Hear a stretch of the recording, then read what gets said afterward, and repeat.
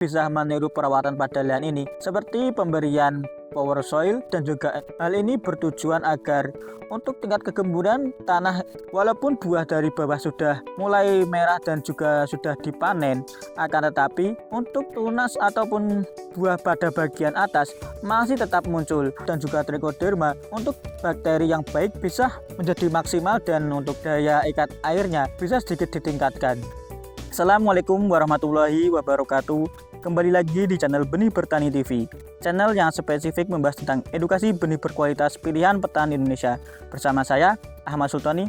Baik sahabat tani, pada video kali ini saya sedang berada di lahan cabai dengan varietas serayu yang saya katakan cukuplah mencekam. Seperti apa keadaan cabai serayu pada lahan ini? Selengkapnya setelah yang satu ini.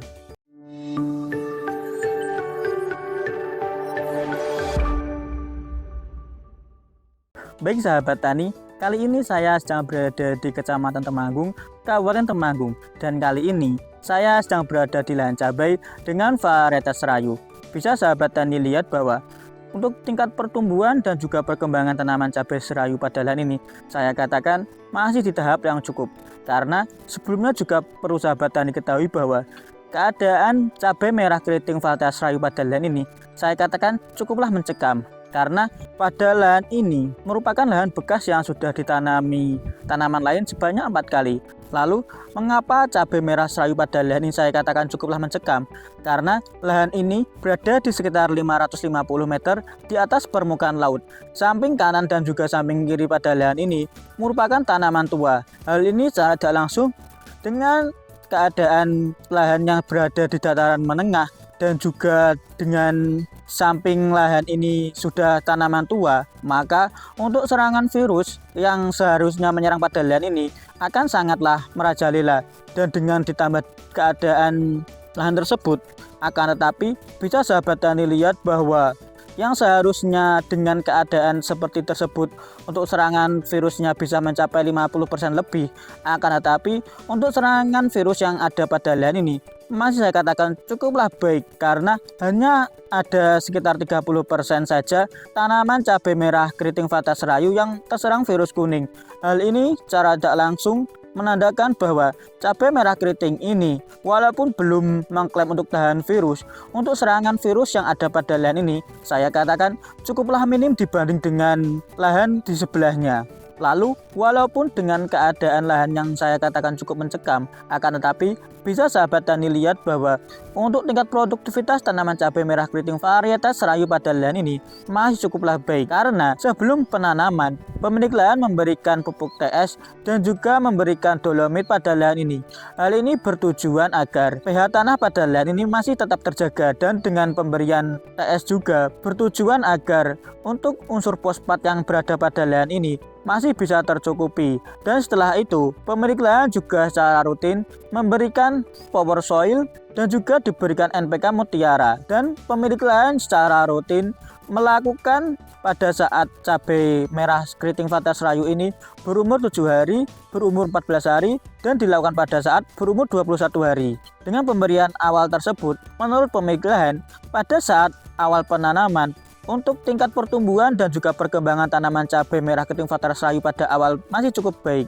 Karena juga perlu sahabat tani ketahui bahwa dengan pemberian power soil, hal ini bertujuan agar tingkat kegemburan ataupun tingkat kesuburan tanah dan juga untuk daya ikat tanah terhadap air bisa ditingkatkan.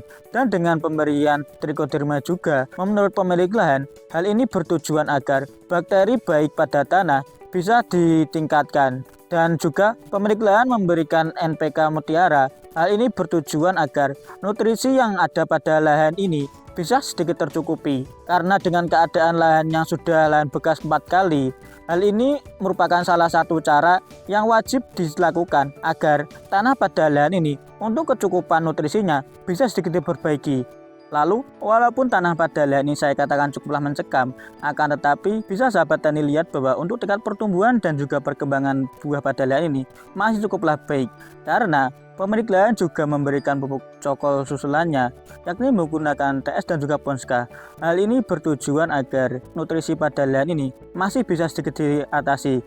Lalu pemilik lahan juga secara rutin melakukan spray pada lahan ini dengan menyampurkan sekaligus nutrisi dan juga obat keritingnya. Dan pemilik lahan melakukan spray dengan interval 4 hari sekali. Pemilik lahan secara rutin memberikan nutrisi via spray, yakni dengan menggunakan kalium dan juga fosfat.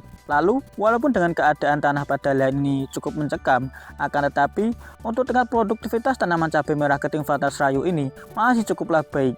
Karena juga perlu sahabat tani ketahui bahwa cabai merah keriting Fata Serayu ini untuk tingkat produktivitasnya memang cukuplah baik, dan bisa sahabat tani lihat bahwa walaupun buah dari bawah sudah mulai merah dan juga sudah dipanen, akan tetapi bisa sahabat tani lihat dari dekat bahwa untuk tunas ataupun buah pada bagian atas masih tetap muncul. Hal ini secara tidak langsung menandakan bahwa untuk tingkat produktivitas tanaman cabai merah keriting Fata Serayu ini saya katakan cukuplah baik.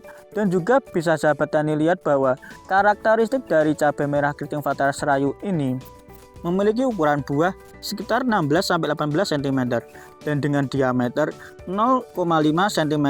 Dan keunggulan dari cabai merah keriting Fata Serayu ini, buahnya tidak mudah patah. Hal ini secara tidak langsung menandakan bahwa dengan karakteristik tersebut, maka cabai merah keriting Fata Serayu untuk daya simpannya akan lebih baik dibanding dengan cabai merah keriting varietas lainnya. Mungkin sedikit kesimpulan dari saya, cabai merah keriting Fata Serayu ini sangat rekomendasi bagi sahabat tani untuk tanam, karena bisa sahabat tani lihat bahwa pada lahan ini walaupun ditanam pada tanah yang cukup mencekam, untuk tingkat pertumbuhan dan juga perkembangan tanamannya masih cukuplah baik. Lalu cabai merah keriting varietas Serayu ini sangat rekomendasi bagi sahabat tani untuk tanam, karena bisa sahabat tani lihat bahwa untuk tingkat produktivitas tanaman cabai merah keriting varietas Serayu ini masih cukuplah baik walaupun ditanam pada lahan yang cukuplah mencekam. Dan bahkan bisa sahabat tani lihat bahwa walaupun pada bagian bawah sudah mulai memerah dan bisa dipanen, akan tapi pada bagian atas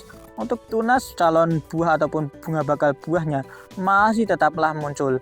Hal ini secara tidak langsung menandakan bahwa untuk tingkat produktivitas tanaman cabai merah keriting Fata Serayu tidak perlu sahabat tani ragukan lagi. Mungkin sedikit saran dari saya, sahabat tani bisa meniru perawatan pada lahan ini ketika sahabat tani menanam cabai pada lahan bekas, seperti pemberian power soil dan juga NPK Mutiara pada saat awal.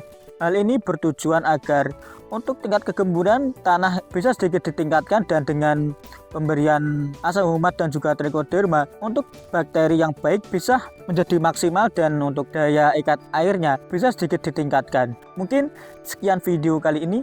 Jika video kali ini dirasa bermanfaat, bisa klik share, komen, dan juga subscribe. Sekian dari saya Airi. Wassalamualaikum warahmatullahi wabarakatuh.